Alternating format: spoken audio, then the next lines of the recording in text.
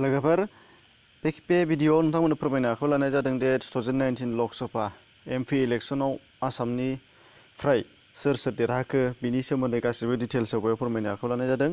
बेनिखायनो नोंथांमोना मिथियाखैब्ला नायना लानो हानाय जागोन आरो रिजाल्टल' नङा सिगांनिफ्रायनो माब्ला जाया बबेयाव बेसेबां खोन्दो गासिबो डिटेल्स एमपि सिटफोरनि सोमोन्दैबो बाहाय नोंथांमोना गुदि खिथा मिथिजोबनो हानाय जागोन। बेनिखायनो नोंथांमोना भिडिअ'खौ जोबजासे नायलाङोबा हमनो हानाय जागोन।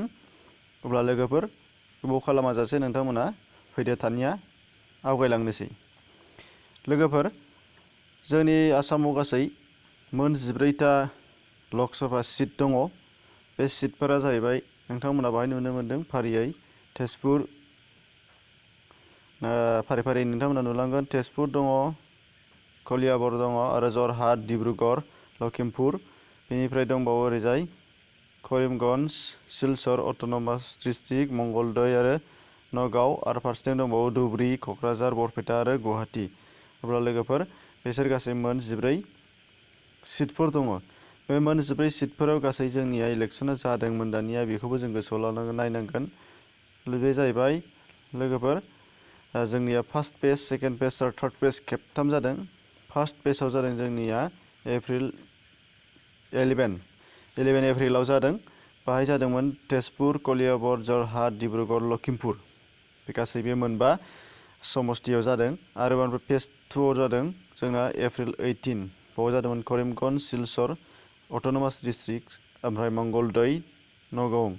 बेनिफ्राय फेज 3आव जादोंमोन 23 एप्रिलाव जादों। बे जाहैबाय धुबरी, क'क्राझार, बरपेटा आरो गुवाहाटी। बिसोर गासै मोन 14आव फारि जालांदोंमोन। बेखौ जों गोसोआव लानांगोन जाहाथे बावनानै थाङा। बेनिफ्राय दानिया रिजाल्टआ जाहैबाय 23 मेआव होनाय जादों। 23 मे बेखौ गोसोआव लानांगोन। 23 मेआव जोंहा होदों। बावनांगौ जायाखै, मैयासो होनाय जादों। बेयाव जाहैबाय जोंहा तेजपुर बियाबनिफ्राय तेजपुरनि समस्तिनिफ्राय देरहादों पल्लभ लोचन दास, बेखौ जों मिथिनांगोन। बेनिफ्राय कलियाबराव देरहादों गौरब गगৈ, जरहाटआव देरहादों तपन कुमार गगৈ, डिब्रुगड़आव देरहादों रमेश्वर तेली आरो लखिमपुराव देरहादोंमोन प्रदान बरुवा।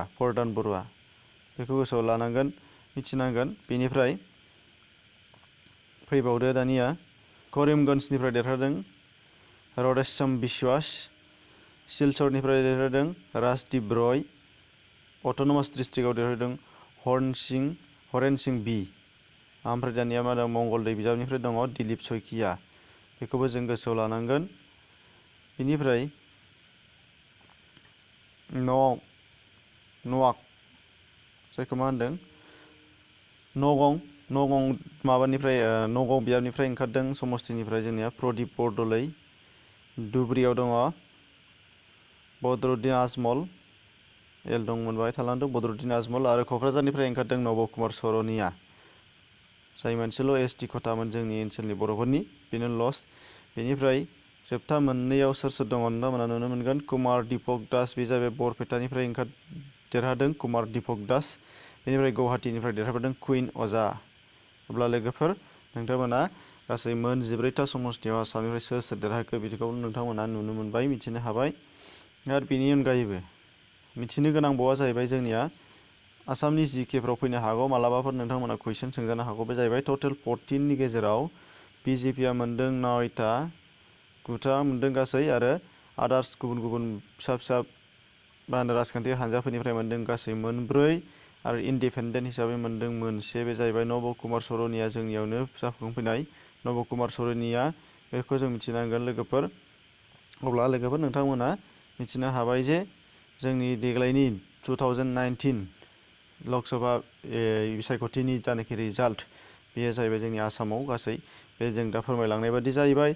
आरो बेनिफ्राय 5 बोसोर उनावहायसो जोङो बेनिफ्राय फिन मोगा-मोगि जाफिनबावनो हानाय जासिगोन। अब्ला लोगोफोर नोंथांमोना भिडिअनि सायाव माबायदि मोनदों, मोजां मोननाय गाज्रि मोननाय लाइक खालामनानै होबानो जाबाय। माबाफोर गोरोन्थि जादोंबा कमेन्टआव हरगोन होननानै आं आसा खालामबाय। अब्ला लोगोफोर गोजोन्थों, गुड बाय।